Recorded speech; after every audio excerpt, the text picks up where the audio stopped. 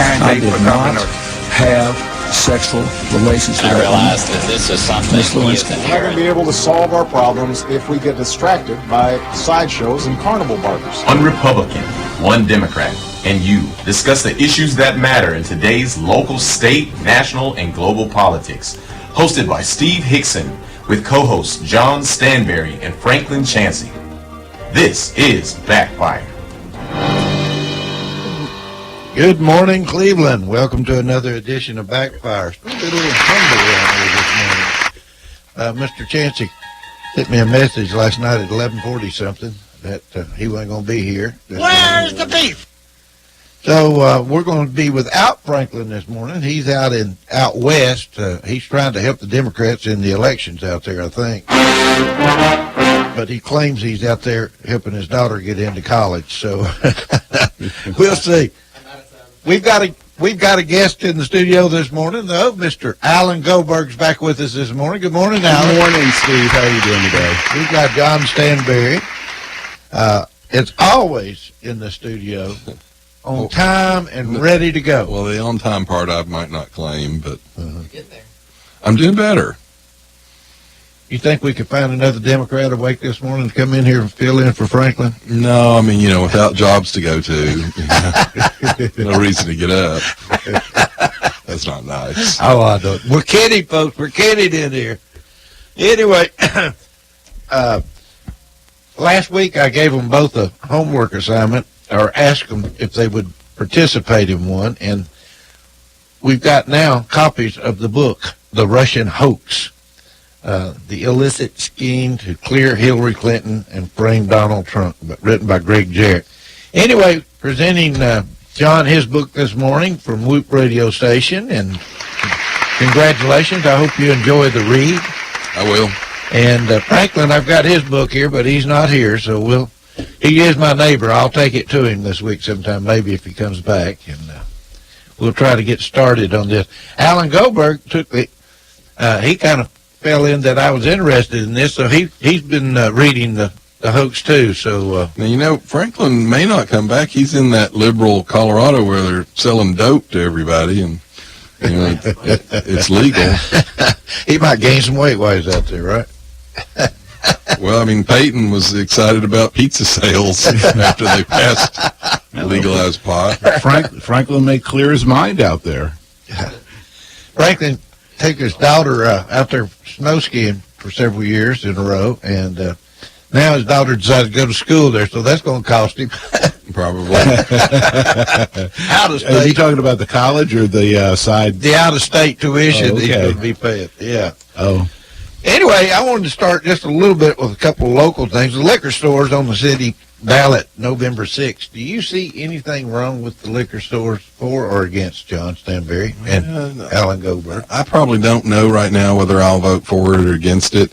I mean, my problem with a lot of this stuff is it's all motivated by profit motive, not on the company's part, but on government's part. They want the revenue. Mm-hmm. And quite frankly, you and I are probably going to differ on this, but if you'll think about it a minute, you're going to make the same arguments for this that the pot people made for legalized marijuana out in Colorado. What? You're going to say, well, people do it anyway, and we might as well get the, tax dollars off of it.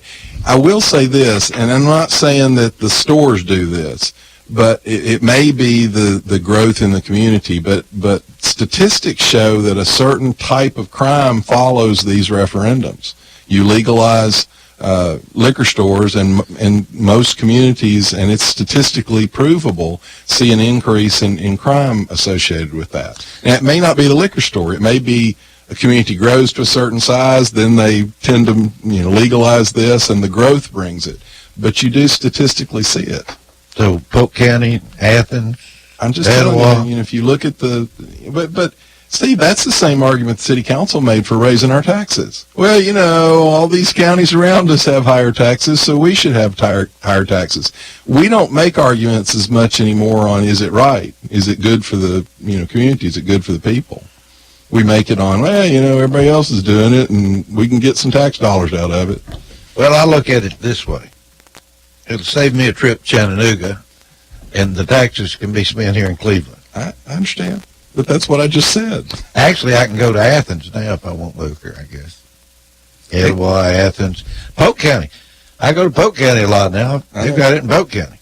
Well, it all goes back to access. So somebody's going to get it somewhere, somehow. They'll come the day before. If you cut it out on a particular day, they'll just buy more the day before. I understand, but the argument comes fine. You can make that argument for heroin and LSD. Do we legalize them? I mean, the point is you have to draw a line. And so, I think we ought to at Why don't we least... draw the line with heroin? So everything below heroin you're okay with? Yeah, and opiates. So, But that's my point. I mean, we ought to at least have an honest discussion of this. There are costs associated with this. Alcoholism's a terrible thing. And if people weren't able to get alcohol... John, are you saying it's going to get worse because it's here? I don't know, but we ought to discuss that. That ought to be part of the That's discussion. what we're doing, John. Well, no, we don't really discuss that. We're discussing it right People now. say that. People like me says, okay, alcohol's a retail, and the comeback is, well, they'll just go to Chattanooga and get it. We don't really discuss it. Okay, let's We discuss kind of, well, I'm not on the surface prepared to discuss it with statistics, but you can certainly say that there is probably, and maybe it's a really small number, but there's a small number of people that won't bother to drive to Chattanooga. And if they can walk across the street or drive across down the block and get it, there will be more people that will drink when it's more available than would if it wasn't as available. And I'm not saying that I'll just be the devil's advocate Sure. here, but if you take a look at the prohibition times, what happens is when you go in and cut out the demand, then there's always going to be somebody that moves in, not necessarily the good element in society, but they'll come in and they'll supply it anyway at a higher price. I don't disagree at all, and actually that's kind of my point. You to be intellectually honest about this, you have to look at this and say, well, that's the same argument that the libertarians make about legalizing all the drugs. I don't know. Maybe they're right. Maybe you legalize it and people go, well, it's not that big a deal. I'm not going to do it anymore. Or maybe you legalize it and you get more tax dollars and you're able to get more rehab facilities built. But we ought to at least have those discussions. It shouldn't purely be they're going to do it anyway and we need the tax dollars. And then you fall into the other side of the coin. I'm just arguing both sides. But actually, once you open Pandora's box, can you put the top back on? Because once you start allowing people to do certain things, it's sort of like a government program. Exactly. The entitlement programs are the same way. Once you give somebody something for free, how do you take it back? So it's sort of along that same lines, and it's a difficult discussion. It really is. Look, I'm not particularly fired up about this, but my point just is, if we're going to do this, we ought to also have some conversations about how are we going to make sure we don't see an increase in different types of crime? Are we going to take some of this money and put it into treatment programs for alcoholism? There are responsibilities that go along with any right. And I'm afraid we have a real bad tendency of going, well, not a big deal, going to happen anyway, need the tax dollars. And we don't really say, well, if we're going to do this, let's make sure we're properly prepared for everything that comes with it. If we don't do it, we won't be prepared at all, right? If we don't legalize it? If we don't bring the liquor stores to Cleveland, we won't be ready. Well, we won't have the tax income. Well, that's not a bad argument. I'm not disagreeing with you about that. Because they're still going to buy it. You think it's going to increase alcoholism if they have a liquor store in Cleveland? I think it'll increase. I think if you could survey how many homes in the community have alcohol in them, I think you'll see an increase. Obviously, the easier you make it for people, the more likely they are to buy it. And well, we've already bought the hotel, apparently. I know. I think we're just in the one hotel business. Well, anyway, my argument is that the tax dollars ought to stay in Cleveland. We've already got liquor by the drink now, which was a big hurdle to get over, which provided several jobs for a lot of the students around here and some of these type of things. Well, let me say too, I try to be intellectually honest about these things. When liquor by the drink came up, I actually had a position that probably made both sides mad, because my argument was the way that referendum should have been written is, yes, I'm for liquor by the drink, or no, I'm not, and I want to repeal beer sales. Because if my daughter gets run over by a drunk driver, I don't really care whether he was drunk on beer or liquor. So to me, it was intellectually inconsistent to have beer sales and not have the liquor sales. And it bothered me that a lot of the very people that were pretty opposed to liquor sales had memberships at the Country Club or the VFW or the American Legion or the Elks Club. So my point was, look, if you're going to be intellectually honest about this, you either ought to be a dry county or not. You know, don't and like when we ran Budweiser off, you're going to sell beer in the county, but you don't want it manufactured in the county. That's not intellectually honest about it. So I just think we ought to always try to think these things through as much as possible and not be naive about the idea that there will be consequences to this. Well, you told me you still were thinking about it. Yeah, I don't know how I'll vote. To be honest, I probably will vote for it because it's no big deal to me. I don't drink particularly any at all for all practical purposes. If it saves you a tax dollar or two, would you be interested? Well, I mean, I probably am susceptible to the argument that people are doing it anyway. You can't put this genie back in the bottle. But my point simply is, this is the same argument that the libertarians make about legalizing drugs. And we ought to at least acknowledge that and say, okay, we understand, and this is where we're drawing the line. Because if you don't say things like that, then when you pass this, someone's going to come along and say, well, look, you did that. Let's do marijuana. You know, and then it's let's do this pill or that pill. And that probably will happen someday. And if it does pass, probably what's going to happen, there's going to be an incident. There'll be a DUI where somebody's family or loved one gets hurt or killed. And then there'll be basically a lash against it. Everybody's going to say, hey, we've got to get rid of this now. And you know those things are going to happen. It happens with all the different laws, the immigration, all the things that people want. It sounds good, but I think, if it's going to happen, you might as well do it here, get the tax revenue off of it, and just say, there could be some side consequences. I know they do that, but they don't let a lot of stores come in. There's only going to be allowed so many stores. Well, but now keep in mind, all of these things change. For example, when you were young, you could go in the liquor store and you could buy Kentucky. No, I couldn't. Well, when you were old enough, you could buy Kentucky bourbon. I could still buy it when I wasn't old enough in Cleveland back then. I know, but you know where all the places were. 64. Yeah. But you could buy bourbon, you could buy scotch, you could buy vodka, okay? Yeah. Now you can go in there and you can buy strawberry-flavored vodka, you can buy lemon-flavored vodka, blackberry-flavored vodka. And my point is, what is that doing? That is great. They are trying to greatly increase the appeal of their product. So it's not just people that might go in and go, I actually like scotch or I like bourbon. Now you got younger people going, well, I like strawberry-flavored stuff. Maybe I'll try that vodka. They got orange beer. Well, that's my point. They got all kinds of beers. They are actively working, and those are huge multi-million-dollar corporations. So, again, to be intellectually honest, what are we doing to the cigarette companies? We shut them down and said, oh, you shouldn't use, like, the Camel commercials. Well, you shouldn't use a cartoon camel because that's marketing to children. What do you think strawberry-flavored vodka is marketing?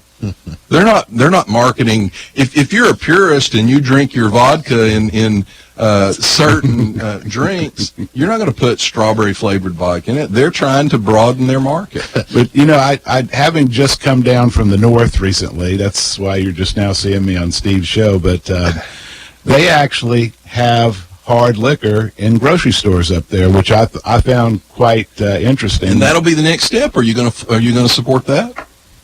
Sure. I don't.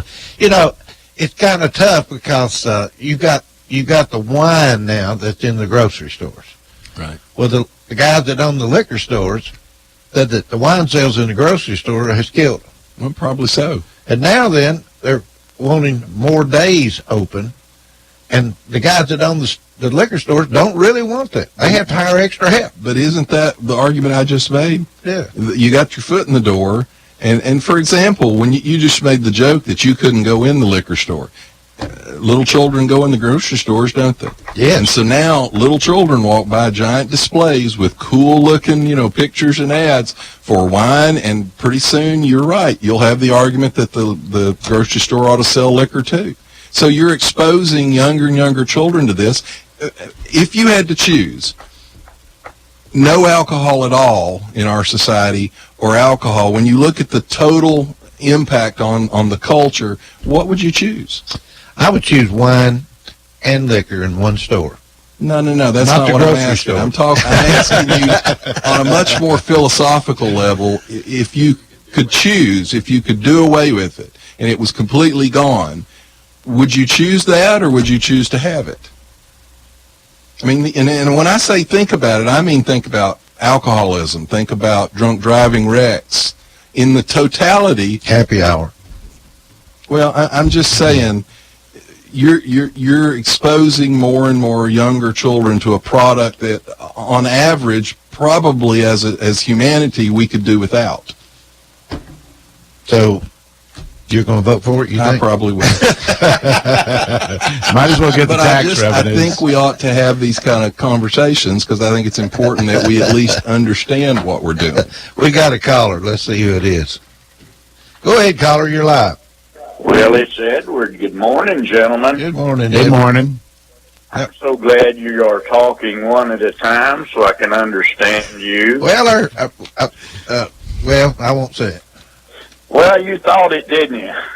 It's a little calmer around here this morning. Oh, hallelujah. Well, I'm not really prepared completely to talk about this, but we need to find out. I understand a mayor of a city told me that most of the tax revenue off of liquor stores in the county goes to the state. We need to find out how much is really going to come, say, to the city of Cleveland. And also, you mentioned that they're only going to let so many liquor stores be here, and who will control that? I don't have all the details on that yet, but I promise you we'll get them on here, okay? Oh, yeah, well, I'm going to find out some more about it, and hopefully we can talk about this again, but there's a lot of things that follows that. And you talked about, you'd have to go to Chattanooga to get your liquor. Well, most people go to Chattanooga anyway, or Benton, or, Well, let me ask you something. If my wife and I, we go to Chattanooga usually once a month, and we'll go out and have dinner and go by the liquor store and get some things. Now then, we've got nice restaurants in Cleveland. If we had the liquor stores in Cleveland, we wouldn't be going to Chattanooga. Oh, you just go to Chattanooga to get your liquor. You're not going to eat, right? Well, no, we go to eat because we're going down there to get liquor, so we can go out and eat while we're down there. But see, we can stay here in Cleveland, go out and eat, and get our liquor too. Well, you got Red Lobster down there that we'll never have in Cleveland. Everybody in Cleveland talked about Red Lobster from the time Red Lobster was, the first store was built. They wanted Red Lobster in Cleveland. I wish Red Lobster would hurry up and come to Cleveland and get that myth over with.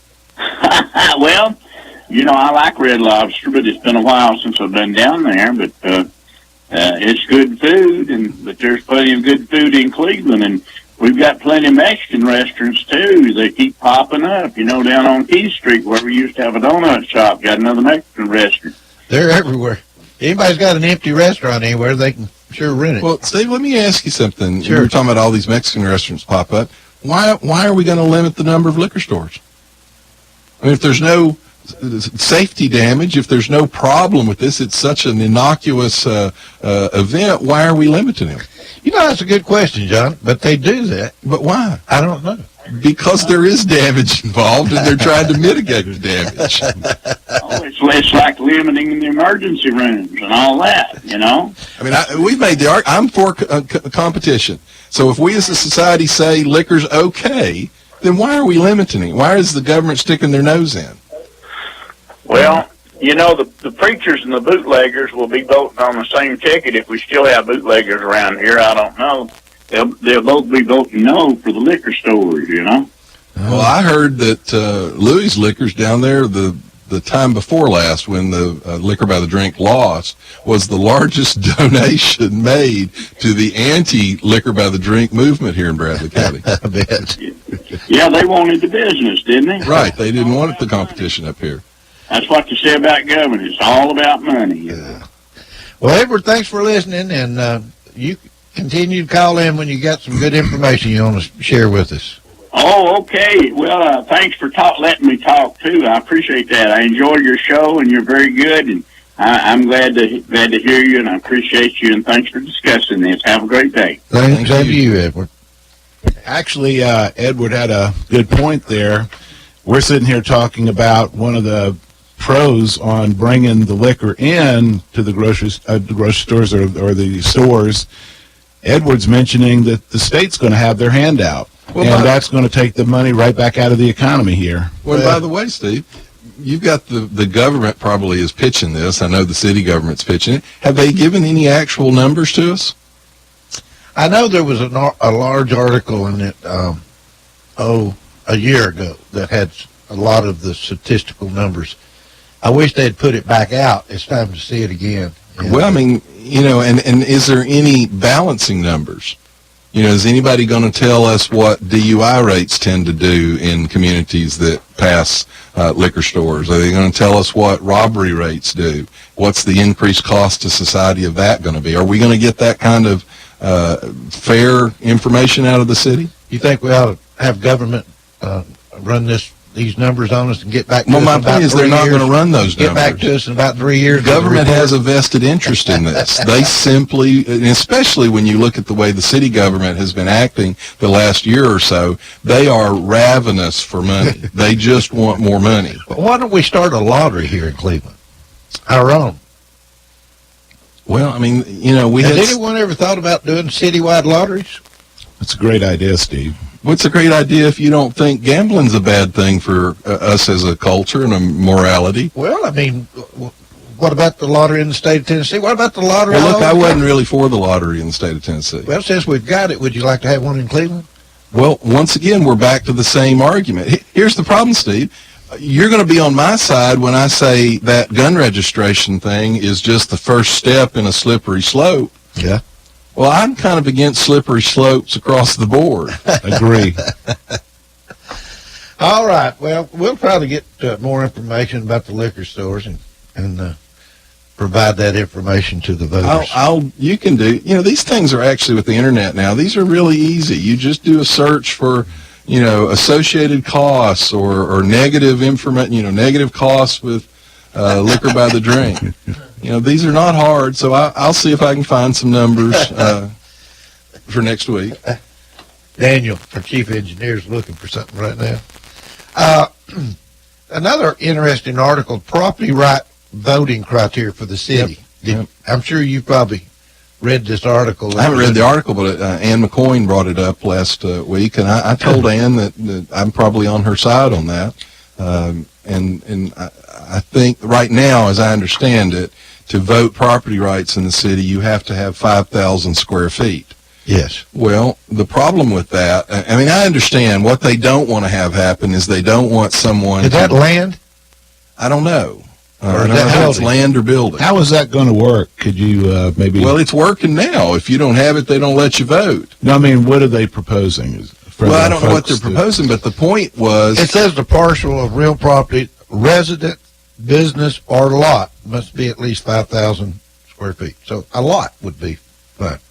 Well, now, see, I think a lot of people thought that was 5,000 square feet in building. If it's 5,000 square feet in a lot, that's probably reasonable. I'm reading it's the parcel of real property. The residence, business, or lot must be at least 5,000 square feet. Is that proposal or is that what's in place? That's what was in the banner. But does it say whether that's what we have now or that's what they want? Yes, that's what it is, I think. And what is that going to allow them to do, Steve? They can vote in city election. In other words, Alan, you live in, you've traveled around the country for years, and you've owned property in Cleveland. That's right. And when they raise the taxes 28% like they did this past fall, yes, that affects you. That's exactly right. But have you always voted here in Cleveland?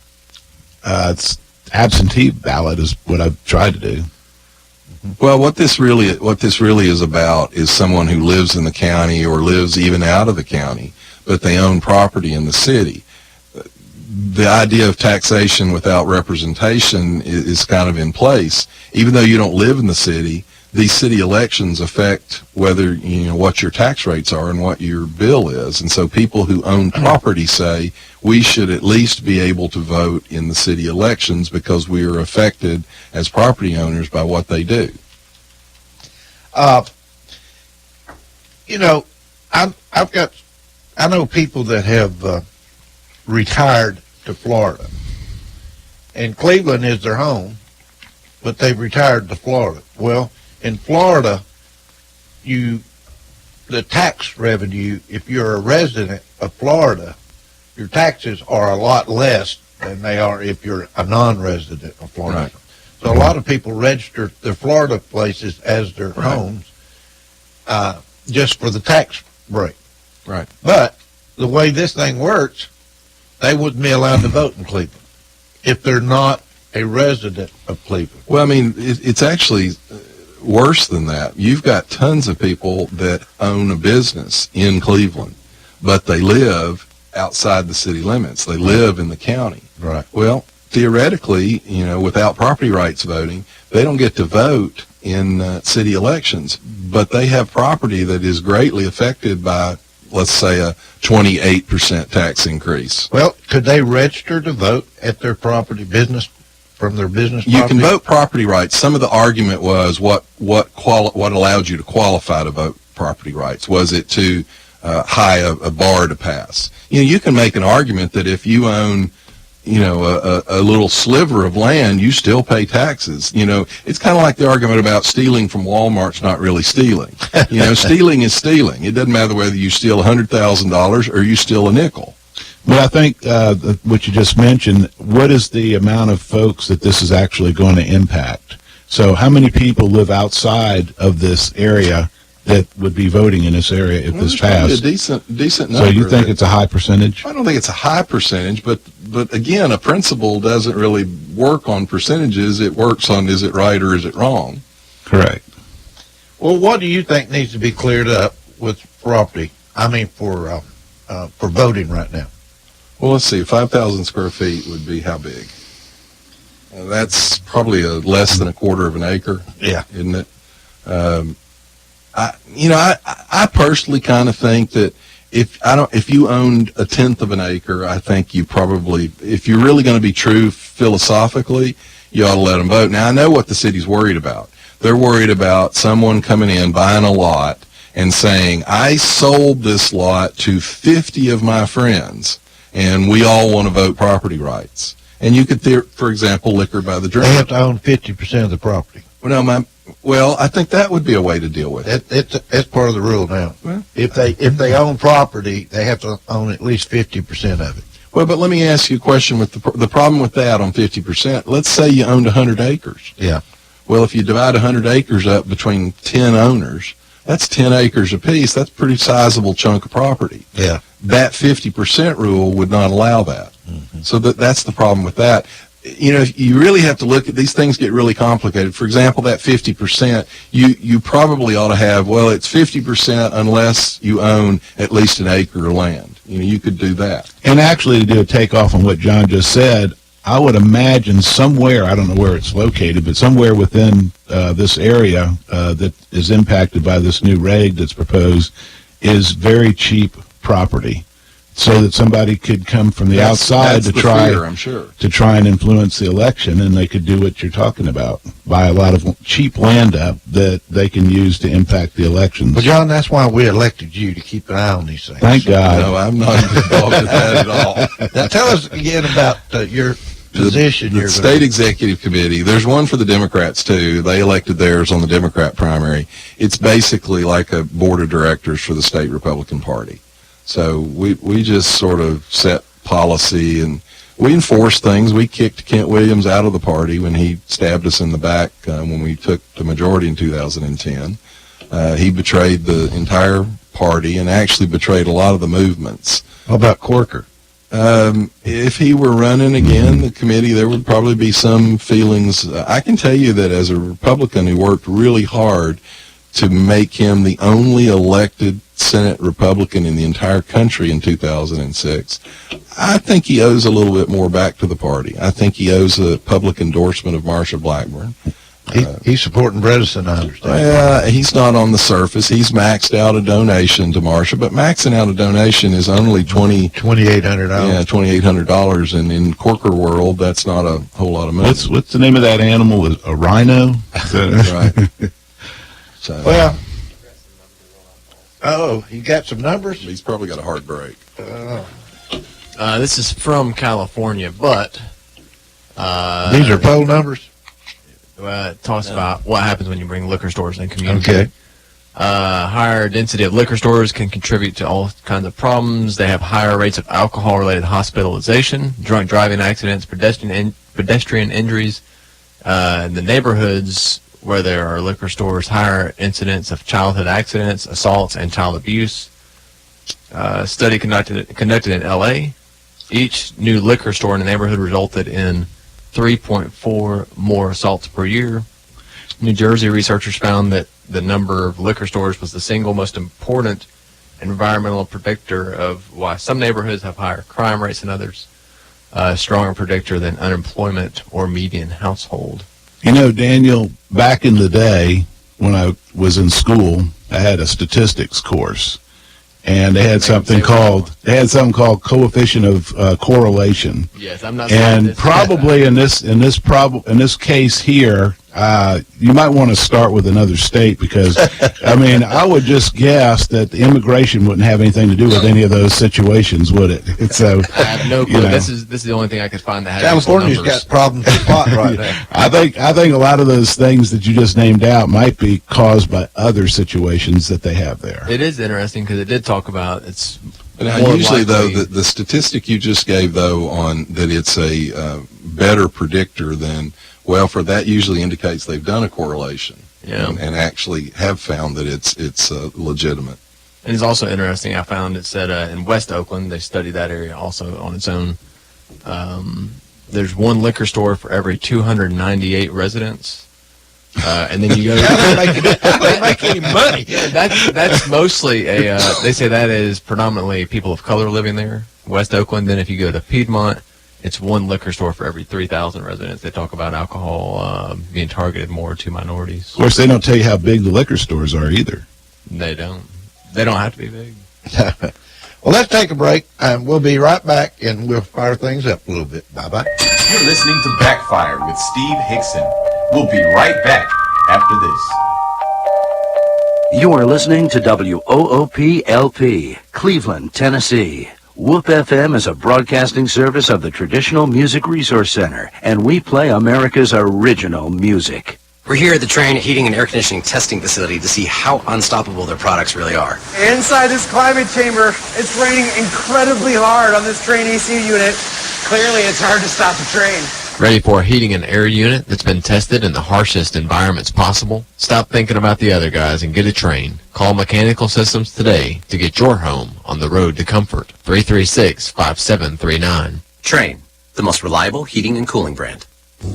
Attention, Cleveland area creditors. Are you tired of dealing with debtors that owe you money? I'm Jeff Renfro, and I've owned and operated Financial Recovery, a debt recovery specialist here in my hometown of Cleveland for 18 years. We're a licensed and bonded Tennessee collection agency working for a wide variety of creditors from commercial, manufacturing, physicians, dentists, attorneys, small business owners to individuals. Look, any kind of business dealing with billing, charge accounts, or even return checks. I know your past due accounts are not a top priority for you, but they would be to me. Let me try to make it easy for you to make a change in the way you've been handling your accounts. There's no contract and no cost to you in most cases, as our fee of only 30% can be added to the balance owed to you. So, whether you have hundreds of accounts monthly and need help with your billing and collection, or you're just an individual and somebody owes you money, let me help you. Give me a call at 400-5376 and I'll come by and see you. That's 400-5376. Financial Recovery, a licensed and bonded collection agency in Cleveland, Tennessee, 400-5376.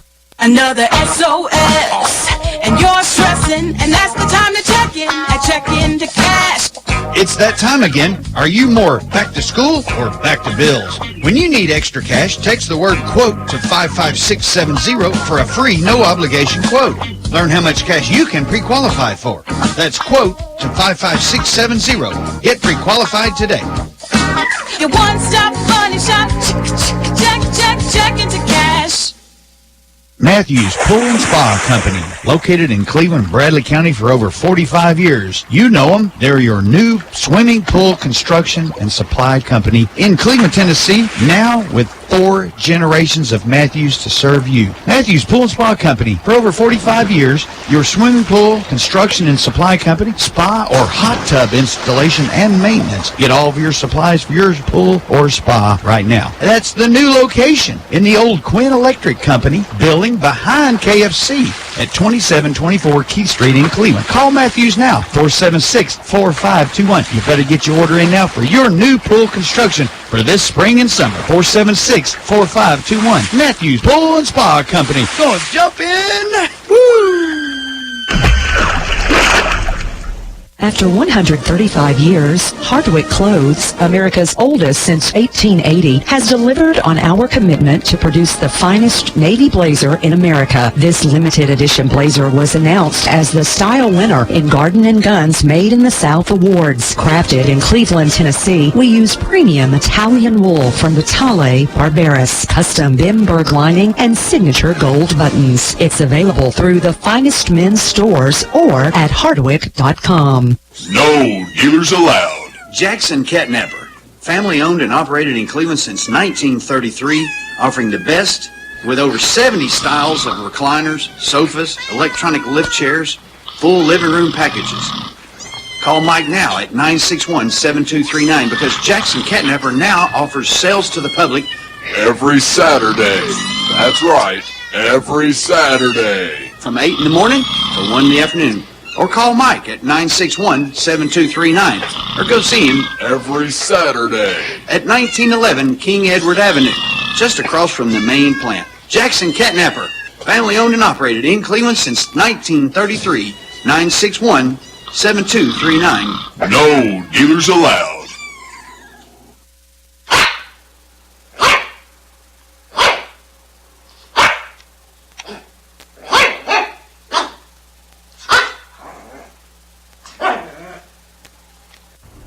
You're listening to Backfire with Steve Hickson on Whoop FM. Call 423-614-5553 to join in on the conversation. Now, back to Backfire. I like it. All right, we're back. Oh, there's the dog. That's the latest thing out. I was going to have that for Franklin this morning when he was here. Trump calls that girl that, what's her name? Omarosa, a dog. Well, now, actually, I've got something on that, because one of the things they're all saying is that was racist, that he called her a dog. I know, it's amazing. Everything that comes out of this man's mouth is racist. All right, so according to the Democrats. They said it's racist because he called her a dog. Now, he once called Jeremiah Wright, the president's preacher, a dog. Yes. He qualifies in that category. But now he's black. And so that fits the racism charge. It doesn't matter what color you are. Well, hang on, though. Mitt Romney, he called a dog. He's not black. David Gregory from NBC News, he called a dog. Bob Corker, he called a dog. Governor Pataki in New York, he called a dog. And Governor Sununu from New Hampshire, he called a dog. All of those people are white, except, I guess, Governor Pataki is Indian. So he's called all of those people a dog, and that's the point. He's not a racist. He didn't call her a dog as any kind of race. He just called her, because he calls lots of people a dog. Well, let me ask you something. Did he try to help this girl? Well, he gave her she made close to $200,000. But, you know, you go over next door to the next state, and being a dog's a good thing. Now, how about them dogs? And by the way, while we're talking about this, she actually worked for Vice President Gore and the Clinton administration. And when she worked for Vice President Gore, when she left, she had 13 months' worth of unanswered correspondence addressed to Gore below her desk. Now, that was her job, was to return correspondence. 13 months of unanswered. The person, a former staffer for Gore, said she didn't do her job, and it got everybody in trouble. She was the worst hire we ever made. She then went to work for the Clinton administration to the White House. She only lasted 8 months there, and they transferred her to the Commerce Department. Cheryl Savers, who was the undersecretary, listed her as, told the New York Times she was unqualified and disruptive and had her removed. She also embellished her job titles, tasks, and work performance on her resume, and she regularly inflated all of that. Matter of fact, a Howard University spokesman came out and said she was, in fact, a facilitator and presenter and was never a professor, although she claimed to have been a professor. Well, now, here's the problem with that argument, though. It does speak poorly about President Trump hiring her in the first place. Like he said, he was trying to help the girl. Well, she did get some apprenticeship there before she came on to Trump, right? Yeah. Yeah. A little bit. Well, he enjoyed her on The Apprentice show. I never watched that show, but evidently she was always the bad person or something. I didn't watch it much, but apparently I saw a few little snips, and she's pretty ugly on it. Well, I love Trump. I love Trump. They got rid of her off of there, too. Well, she was fired. Fired her. That's right. 2 or 3 times, wasn't she? Yeah, she was. Well, she's got a lot of experience. She's been fired again, and I wish everybody just realized, fired. She was fired. Well, the book is ridiculous from what I understand. Everybody in it that she quotes and things has actually said that that's not what happened, didn't hear that. There's no tape. She claims there's a tape where he used the N-word. Mark Burnett, who's the producer of The Apprentice, said there are no tapes like that. All the people that she actually lists in the book as having referenced the tape said the only time we referenced it was when she brought it up and claimed to have heard about it, that everything came from her. What do you think about her doing these recordings? Well, that's another thing. House? It's probably illegal. Now, I will say there was James Clapper, Obama administration CIA director, who has his own problems with the truth. But in this particular case, he actually yesterday said, look, it's sort of an honor system. You know, there are signs that say you don't bring that in there. But a lot of people think that she probably violated the law. D.C. allows one-person recordings. But it's the fact that it was in the Situation Room. And on top of that, when you listen to General Mattis firing her, not Mattis, Kelly firing her, he's being pretty nice about it. I didn't hear any of this. I've been out of town, so I didn't hear any of this. You can go online. You can pull up what he says to her. What did he say to her? Well, he basically said, look, you know, we feel we need to part ways, and said if we can do this in a pleasant manner, then you can look at your time in the White House. He actually says this, you could look at your time in the White House as a positive, you know, step on your resume, that type of thing, and basically tells her, we're going to leave you alone if you just walk away. She just fell into that sell your soul category, where she's just gone out and taken advice from others, made up whatever facts she didn't have, and then tried to sell it on that and get a little sizzle. Well, I mean, it's pretty obvious. All she's trying to do is make money right Well, now. if you actually, Fox had a montage they put together of all her interviews, and multiple times in each interview she mentions her book. You get my book. You get my book. You know, well, if you're reading my book. My book. So that's all this is about. But how did, I'm just, not that they're in the same category, but how did Megyn Kelly's book go when she finally came out? Because she wasn't exactly looked upon as one of the big conservative supporters, and having been anti-Trump during the debates and that sort of thing. But I didn't feel like her book might have gone over that well for the very same reasons. It didn't, I don't think. I don't think it did that well. This book, most liberals are not even interested in this, because she's obviously not a serious person.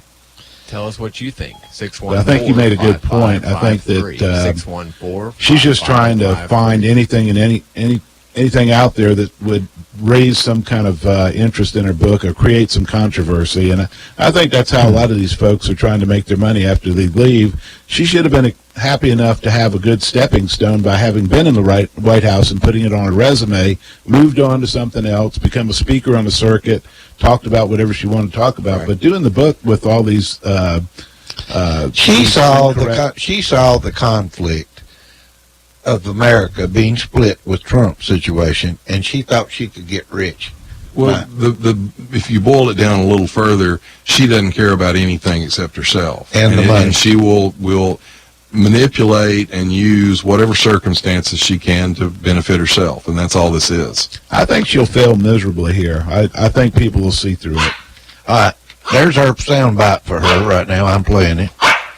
She is the dog. Trump called her right, dog. Anyway, I'm sorry I said that. I'm sorry. Anyway, I guess I'll get in trouble for calling her a dog. She's a black female that Trump seems to be racist. Why is he racist? Has he seemed racist to you about anything? No, I mean, really and true. People keep calling him racist. What has he ever been racist about? Well, I mean, black unemployment rate's the lowest it's ever been in history of recording. The unemployment rate, Hispanic unemployment rate, is the lowest it's ever been. By the way, he's also a sexist, and he just appointed the first female director. He's probably closer to a sexist than he is a racist. But you know, the funny part is, before he became president, he had actually been congratulated by a lot of the black organizations throughout the country. He had, but he just appointed the first U.S. Border Patrol chief that's a woman.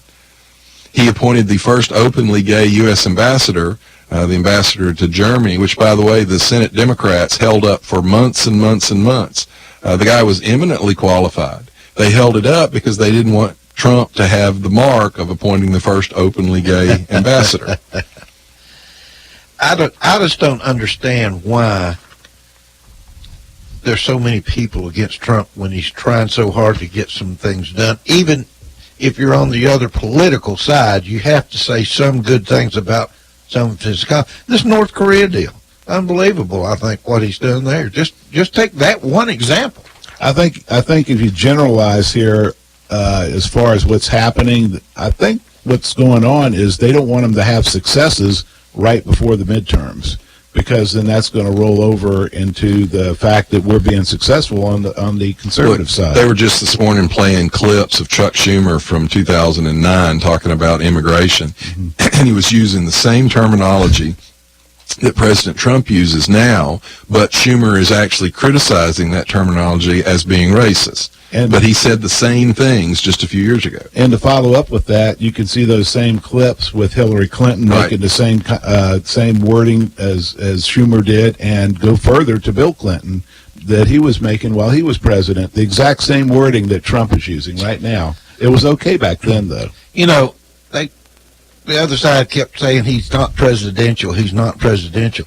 The problem I think we've had with presidents in the last 25 years, 30 years, whatever, is that being presidential doesn't get a thing done.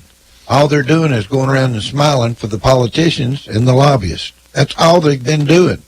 And nothing's been really accomplished. So I'm so happy to have Trump in there doing something. John, now I know you weren't a Trump man when he was running, but what do you think about the job he's done? Well, I mean, I've said the same thing all along. My concern with him when he was running was I didn't really feel like he was a solid conservative.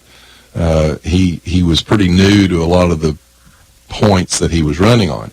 Having said that, he has put together probably one of the most conservative administrations we've seen in a long, long time. And if people, you know, for example, there's some tapes you can find where there's several of these young college type groups that go out and they do interviews, and they give all of President Trump's actions to these people on the street, but they tell them that Obama did it, or they tell them that Hillary did it. They all support it. They all say, oh, that's great, that's great. And then they say, by the way, these aren't actions that Obama did, these are actions that Trump did.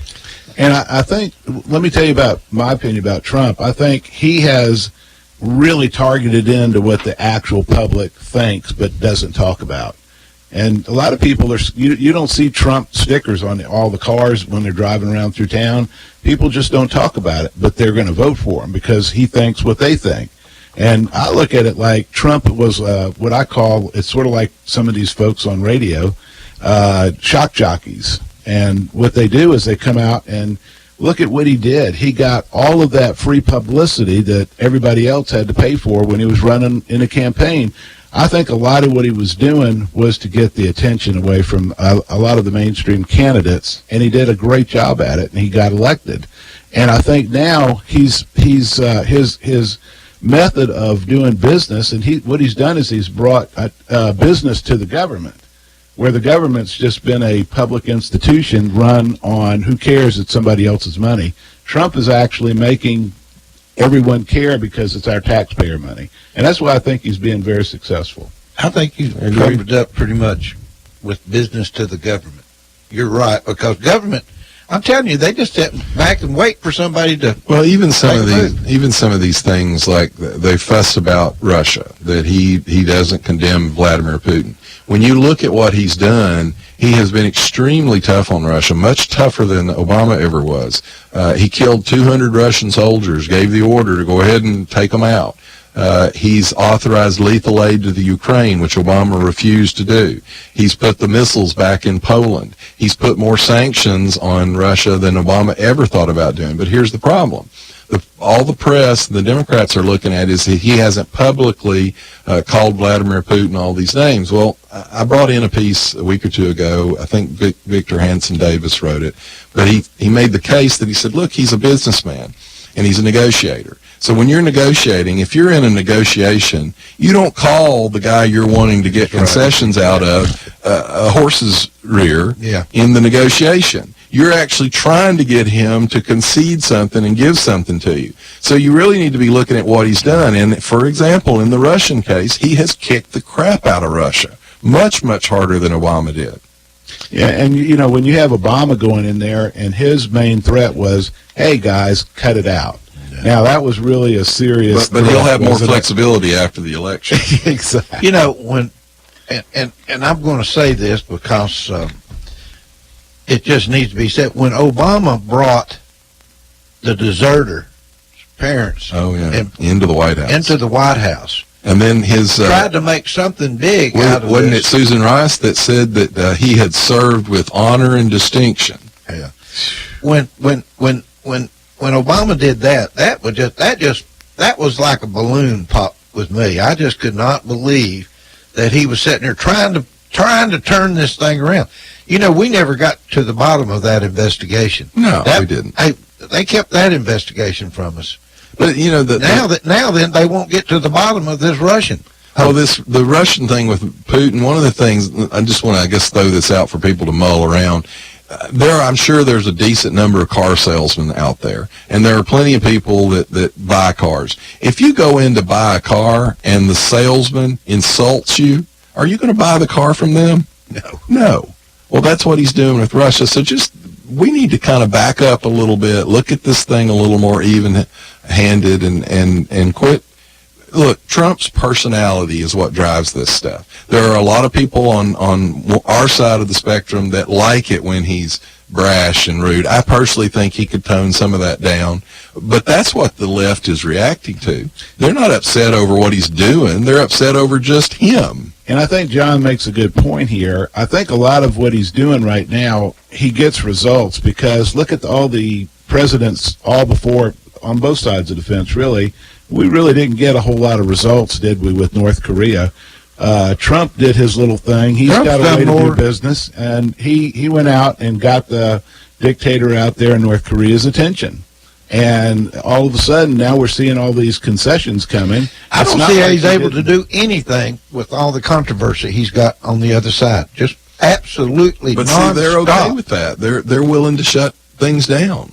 Purely over, I didn't agree with Obama, but our people didn't really shut him down. I think there were plenty of things that needed to be investigated, and we did investigate some things, but we didn't do, and part of it is the power of the media. We could say things, and it might be reported for a day, and it was gone. The media can turn these things into weeks and weeks stories, and that deflects a president's ability to move his agenda forward. And also, take a look back at Obama. He had Congress's full attention for 2 years. Did nothing. With every bit of the Democrats running both houses, and all they accomplished was at the last second pulling off this Obamacare, which failed miserably. So if you take a look back, why didn't they do something when they had everything in their power to do it with? Who are they going to run against Trump this time? I don't know. There's talk about Joe Biden running. Apparently Hillary won't rule out running again. A lot of us hope she is able to pull that one off. I hope she runs again. I've heard Eric Holder's thinking about running. He's thinking about running. Now, I think there's something wrong there. Now, Kamala Harris from I think California, Eric Holder was the biggest crook. He is. He was a crook in the Clinton administration. Well, I think he's the biggest crook in the Obama administration, but there's nothing been said about him. Nothing. No, he was the worst attorney general we've had in decades. Well, there's nothing been said about him. That's because the media is not a objective group anymore. What about the FBI, the Department of Justice, all this stuff? Are we ever going to get to the bottom of this investigation? Well, I think the firing of Peter Strzok was a good thing, although I will tell y'all that as soon as he got fired, he played the victim card, and he opened up a GoFundMe page, and he has already brought in less than or more than $250,000 in less than 24 hours. 300 and something thousand. And Andrew McCabe did the same thing. He was fired for outright lying to the FBI. Right. He brought in over $500,000 on GoFundMe page. Let me ask you a question, because I just came up in my mind just last day.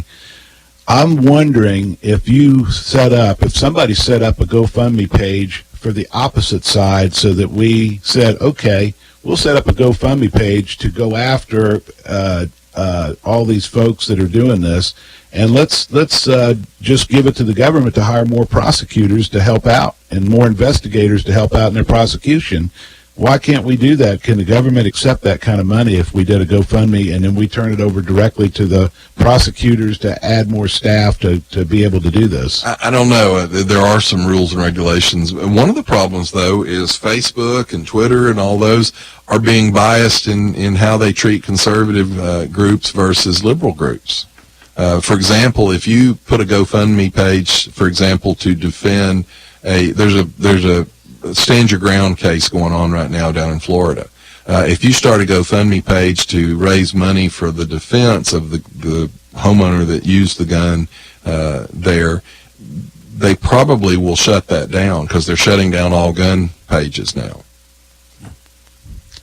Of course, the governor of New York is actually using the power of government to go against What do you think the future is going to be with some of these medias, Facebook, Twitter, all this kind of stuff? My question is, why don't we have conservatives running a similar organization? Because they probably lose over half of That's called Fox News. I'm talking, but still, I mean, another Facebook, but for conservatives. Why don't we have that? Well, that kind of brings up this Antifa group. What is Antifa? Anti-fascists, which means a bunch of people acting like fascists, claiming they're against fascists. I mean, what do fascists do? They use violence and intimidation against their political enemies. So what does Antifa do? They put masks on, which, by the way, the black shirts under Mussolini and all, that's what they did. And they use violence against their enemies. Now, but the dangerous part is the way the left and the media treat them. The alt-right rally in front of the White House had about 30 people showed up. Now, as I understand it, over 1,000 people showed up. Well, when they didn't have any of these alt-rights to go after, they went after the press and they went after the police. There was one of the rallies, a newsman saw a guy laying on the ground being stomped and kicked by a group of Antifa people. He then noticed that it was a police officer. Another officer comes over and got him off of him, helped him back up to his feet, and nothing was done. The supervisor came over and they did nothing. They didn't arrest anybody. They didn't do anything. Now, what message does that send when a group of thugs can knock an officer to the ground and stomp on him with no reprisals whatsoever? But Chris Cuomo on CNN is the really dangerous part. He was talking about this. Now, this is what he said. It's not about being right in the eyes of the law, but you also have to know what's right and wrong and immoral in a sense of good and evil. Okay? Then he followed that up by saying, that's why people who show up to fight against bigots are not to be judged the same as the bigots, even if they do resort to the same petty violence. So think about what he's saying there. He's saying, I agree with Antifa, And so even though Antifa is beating people, it's okay for them to beat people because they're against the bigots. As a conservative, I can say this: they're both bad. They're both evil. The alt-right people who are racist and bigots are bad, and they're wrong, and they don't represent me or the Republican Party. But the Antifa people who are beating people in the streets and burning things down are equally bad. The dangerous thing is when someone like Chris Cuomo on CNN actually defends the Antifa people being violent because they're going against bad people, and I'll get in trouble for this, but that's what the Germans did in Germany pre-World War II. They convinced a culture that the Jewish people were bad, and so it was okay to exterminate them. Because they united against a common enemy is what they're doing, and that's the way they hold that's the adhesive that holds their organizations together. That's what Antifa's doing. But the dangerous part about this is someone like Chris Cuomo actually defending violent thugs like Antifa. Who's supporting Antifa? George Soros pays for a lot of this stuff. And that's another really interesting thing. Here's a guy who has made his entire fortune off basically collapsing countries, financially collapsing countries. And it all goes back to globalization is what his intent is. He wants to get everything ruled by a larger group worldwide, where they would rather move our control to the UN and that sort of thing. That was really what the program's been about, was to get rid of all the barriers, the borders and other things, and let's go ahead and take it to a higher level, take our wealth in this country and move it to other countries that aren't doing as well. And by the way, we know now that the Russians actually started several of these organizations. The last rallies this past weekend, fake Russian, they went in and they went under fake names. They actually started some of the groups that are participating in this. Americans got on board with them, but they were actually Russian. So the Russian interference now is basically stoking the left. Yeah. I wish all these people that are so against Trump would just shut up for a year. And let's see what could really happen. And you know what? I've always looked at it this way. If you think that we need to have more taxes, which is what the liberals actually well, it's what you'll get for, if you put Bredesen in the Senate. Your tax cut is going away. Yeah, and so if they want more taxes and more entitlement programs, as far as I remember, move to California. No, as far as I remember, there's no rule that they can't pay double their taxes when they turn the tax return in. Why don't they go ahead and do that? If there's actually a box. I know that one of the Fox, I think Jesse Waters did it, went to these millionaires, these tech millionaires, testified several years ago in Congress that they should be paying higher taxes. Well, he caught them all out in the hallway and said, "Look, here's the form. All you got to do is check this box, and you can send more money to the government. Will you sign it for us right now?" Exactly. None of them would even talk to him. It's called other people's money. That's what they want to do. They don't want to pay extra money from themselves. They want to go out and get other people to Well, what happened to all those people that was going to move to Canada if Trump won? They didn't move. They didn't move. That's right. I mean, you get this all. I've said this before. Michael Moore, for example, made the movie about how terrible GM was against the unions. Right. He produces all of his movies in Canada in non-union shops. Right. And last time I remember when Obama came in to do the bailouts up in Michigan, I remembered that he raided all of the retirement funds and took a lot of the bonds away from the people that were actually in the unions. And I think everybody forgot about that. Another It was AC Delco. All the AC Delco employees lost huge amounts of money that he then turned around and gave to the other unions that were involved with GM. Exactly. And then he started Cash for Clunkers, which was a disaster, what a waste of money. What a brilliant and program. Destroyed the used car market. And what people don't talk about is that if you were a young teenager or a minimum wage worker, you don't buy a brand new car, you buy a used car. That's exactly right. And look at some of the other programs, like Solyndra is a good example, where they put all that billions of dollars into a solar panel company, and it failed miserably. Well, a lot of those companies, that whole program has been a giant disaster. What about these charging stations where you charge your batteries for cars? Is that ever going to come?